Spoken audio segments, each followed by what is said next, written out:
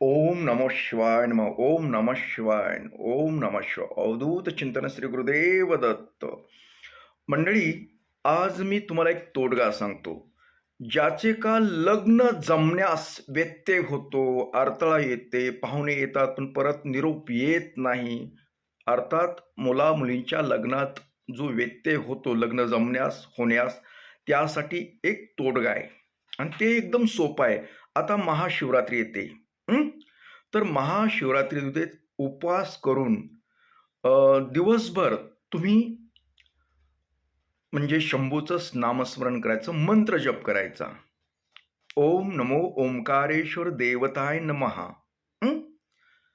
हा मंत्र जप करा आणि उपवासात जास्त काही खाऊ नका. एक मोजकं शरीर चालण्यापुरतं खा आणि रात्रीच्याला सुद्धा मंत्र जप करा.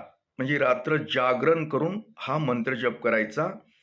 तुमच्या लग्नामध्ये येणारे व्यत्यय हे दूर होऊन तुमचं लवकरात लवकर लग्न 100% होतं. एवढं लक्षात घ्या.